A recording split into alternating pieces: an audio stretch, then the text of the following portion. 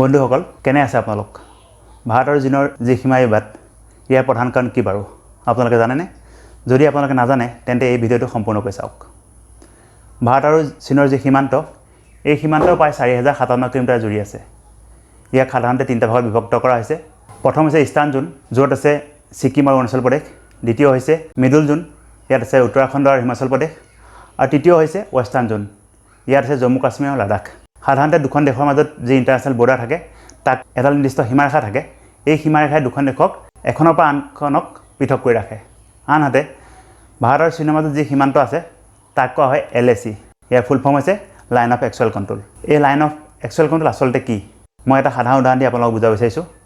ধৰি লওক এখন প্লাষ্টিকৰ চকীত আপোনালোক বহি আছে যাৰ দুডাল হেণ্ডেল আছে সেই চেয়াৰখনৰ সোঁফালে ভাৰত আছে আৰু বাওঁফালে আছে চীন এতিয়া ভাৰতৰ যিটো এক্সুৱেল লাইন অফ কণ্ট্ৰল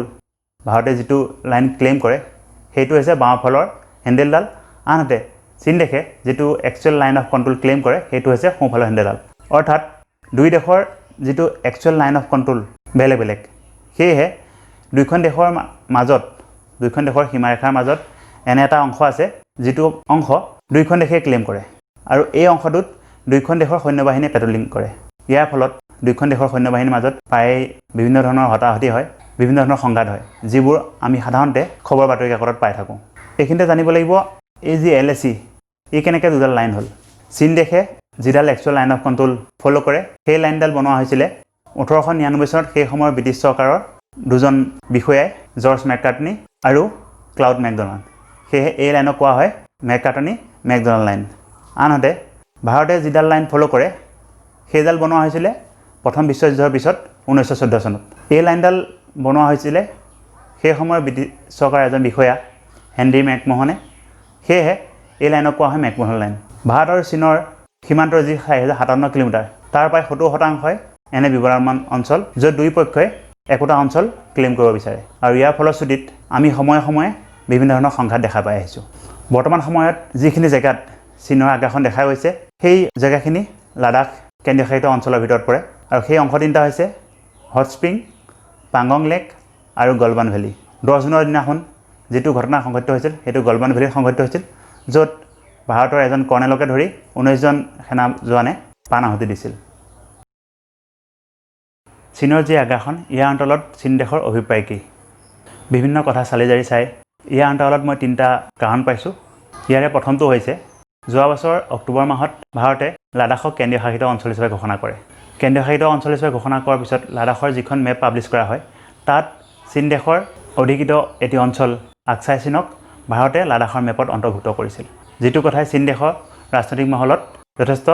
খলকনিৰ সৃষ্টি কৰিছিল চীন দেশে পাকিস্তানৰ লগত লাগি এই বিষয়টো ৰাষ্ট্ৰসংঘত উত্থাপন কৰিছিল কিন্তু ভাৰতে ৰাষ্ট্ৰসংঘত বিষয়টো আভ্যন্তৰীণ হিচাপে ঘোষণা কৰি কথাটো ৰাষ্ট্ৰসংঘৰ ৰফা দফা কৰিছিল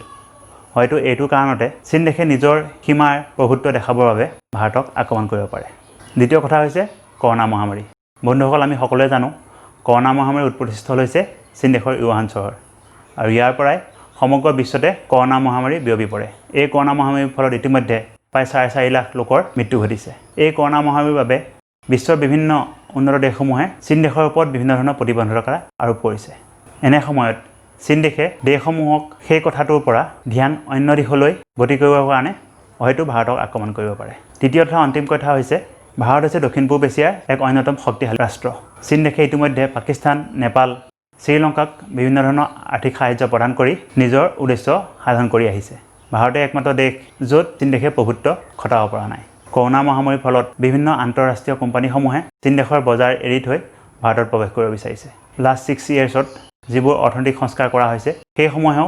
বিভিন্ন আন্তঃৰাষ্ট্ৰীয় কোম্পানীসমূহক ভাৰতত অহাত সহায় কৰিছে ইয়াৰ ফলশ্ৰুতিত চীন দেশে এক বৃহত্তৰ অৰ্থনৈতিক বজাৰ হেৰুৱাৰ উপক্ৰম ঘটিছে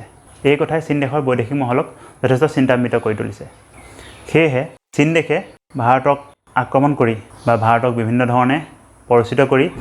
এনে এক পৰিৱেশৰ সৃষ্টি কৰিব খুজিছে যাতে আন্তঃৰাষ্ট্ৰীয় কোম্পানীসমূহে ভাৰতত আহিবৰ কাৰণে ছিকিউৰ্ড ফিল নকৰে মোৰ দৃষ্টিত এইকেইটাই প্ৰধান কাৰণ যিবোৰ কাৰণত চীন দেশে ভাৰতৰ আগ্ৰাসনৰ চেষ্টা চলাইছে আপোনালোকৰ মনত যদি অন্য কথা থাকে তেন্তে তলৰ কমেণ্ট বক্সত প্ৰকাশ কৰক